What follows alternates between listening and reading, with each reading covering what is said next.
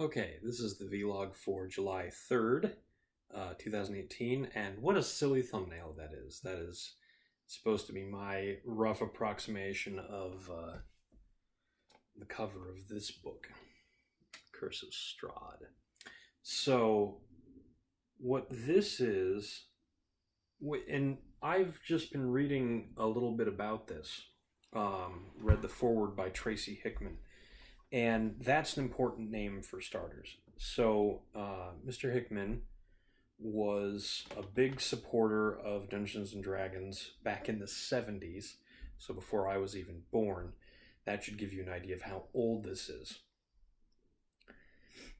He's probably, I don't know, it's not even worth saying that really, but I knew him because he was one of the co-creators, or at least co-popularizers, of the Dragonlance setting.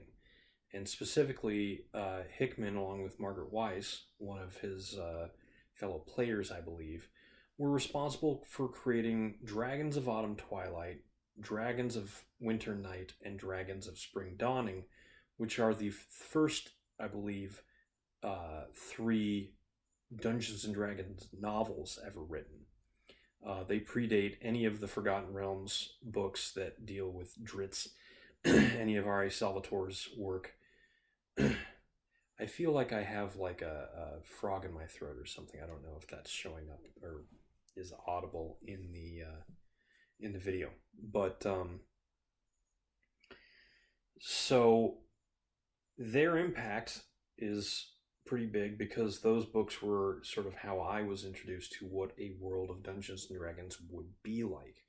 I've never seen Forgotten Realms as the quintessential campaign setting because I always thought that Forgotten Realms was too generic. It was too much like Lord of the Rings Middle Earth, although apparently Greyhawk is supposed to be even more of that, but I've never actually read anything that was specifically set in Greyhawk. So, Ravenloft.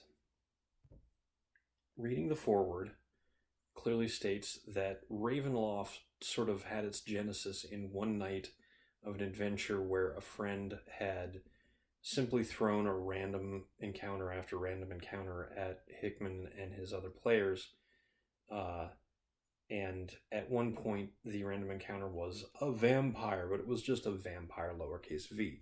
It wasn't, Dracula or Lord Ruthven or any of the other, important literary vampires. It was just a vampire. It's immune to normal weapons and weak to fire. It has 8 hit dice and to hit armor class 0 of 4. So that got on Hickman's mind. He felt like a vampire in the world of Dungeons and Dragons deserved more, deserved some sort of prestige, and deserved a story. And that's sort of where Ravenloft came from. Originally, they were just going to call the vampire module Vampire with a Y. But his friends kept asking, hey, can we do that Ravenloft game again? Because that was the name of the castle, and it got mentioned an awful lot in descriptions of the game. And so he just decided, okay, that's the name that we're going to go with, so we'll go with that. So the idea of Ravenloft is older than I am. But that's not even that surprising, because it's born out of Gothic horror literature, which was sort of explored in the very end of the 19th century and then popularized in the 20th century, especially by writers like Anne Rice, who sort of became the big name in Gothic romance, which takes the horrific elements of Gothic horror and juxtaposes them with a sort of star-crossed tale of love and what love can be and what it should and shouldn't be, which has been apparently completely lost upon the author of Twilight. I would not call Twilight Gothic romance. I would call it a waste of paper or hard drive space if you've got it on a Kindle. Ravenloft isn't like Twilight. Ravenloft, in fact, they make mention of in some of the introductory chapter pages, um, is trying to get back to that element of horror, of otherworldliness, and not in a good, I want to date him kind of way. This is not a love that you can fix if you care enough. It is a creature that sees other people as prey and needs to be stopped by heroes. And that is something that even some renditions of Dracula tend to wash over. Although, thankfully, I feel that Francis Ford Coppola's film manages to, in part because it's so wacky, never come across as romantic in majority.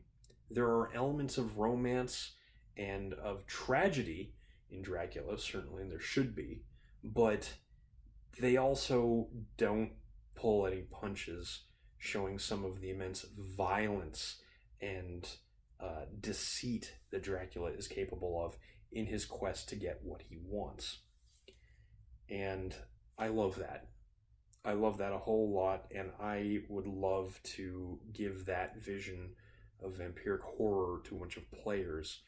And this whole book is essentially an adventure designed for new characters to take them all the way to level 10, if you really wanted to.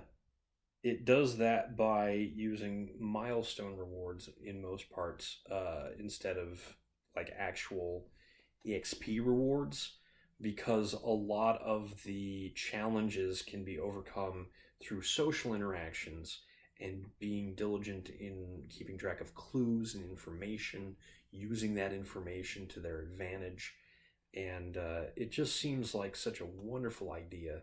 I'm going to be reading this, I think, for a couple of days. There's just something really fun about a really good adventure, a really well constructed and thoughtful adventure.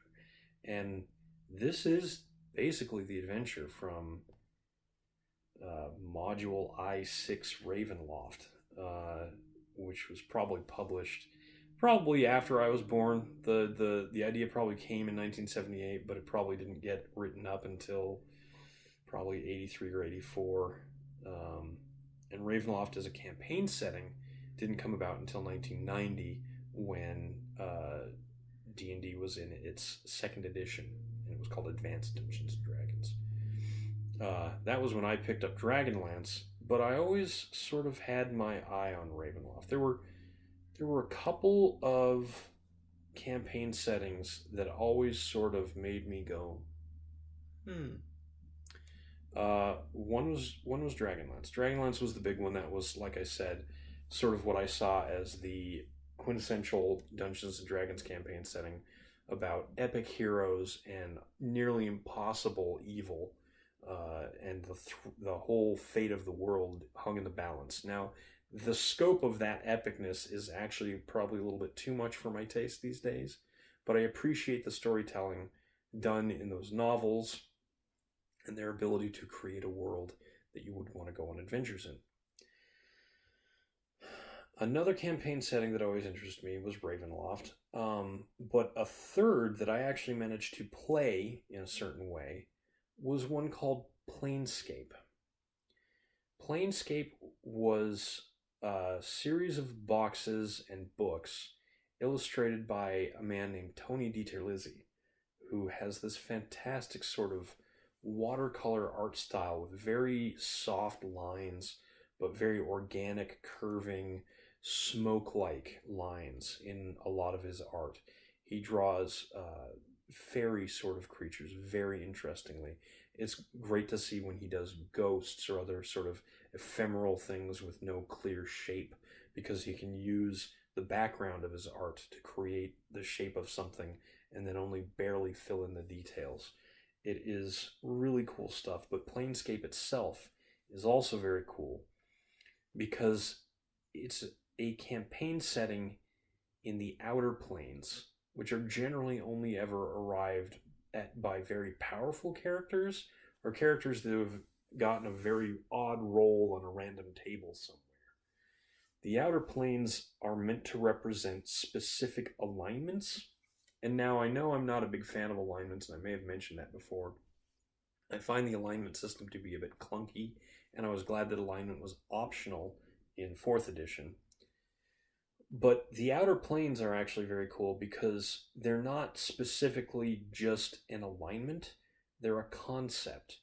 There are about, I want to say 19 or 21 of them arranged in a circle, and there are upper planes and lower planes. The upper planes are positive, sort of nice places, and they vary differently in how they are nice.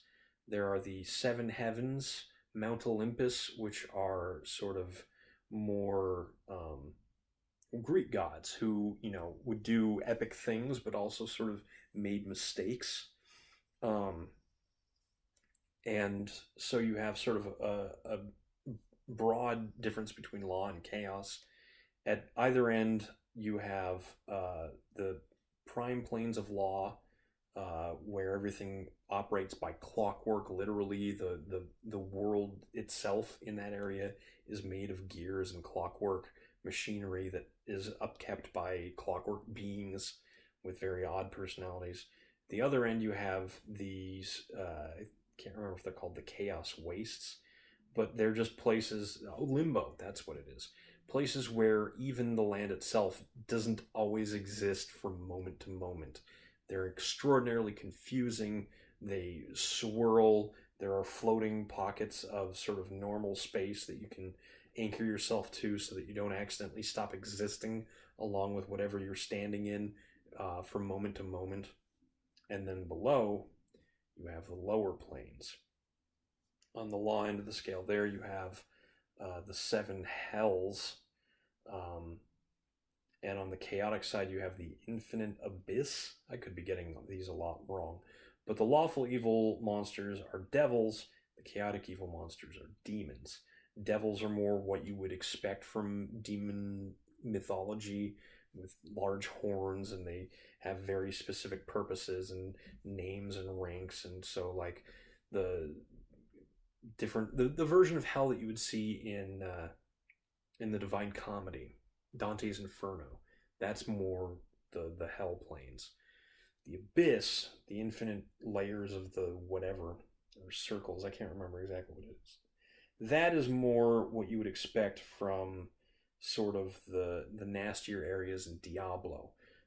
Diablo actually straddles the line. You'll see a lot of very regimented sort of demons and a demon army, a demon legion, but the chaotic evil side of the lower planes is very much just a horde of chittering, bloodthirsty creatures that want to tear everything in their path to bits and devour it, leaving nothing behind in their wake but fire and blood. Scary stuff, but also sort of simple and predictable. So, yeah, Planescape allowed players to sort of go on adventures because it had a centralized location called the city of... I can't remember exactly what it was called. But it was a place where different beings from different planes could come peacefully and sort of make cases for mortals.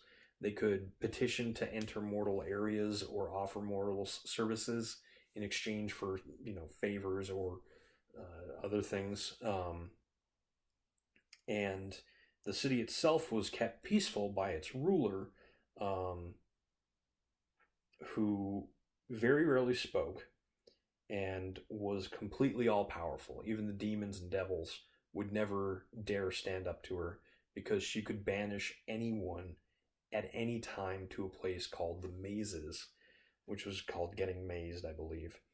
And once you were in the maze, you were basically stuck there for all eternity. You were removed from any influence that you had on the rest of creation, and you just got stuck there.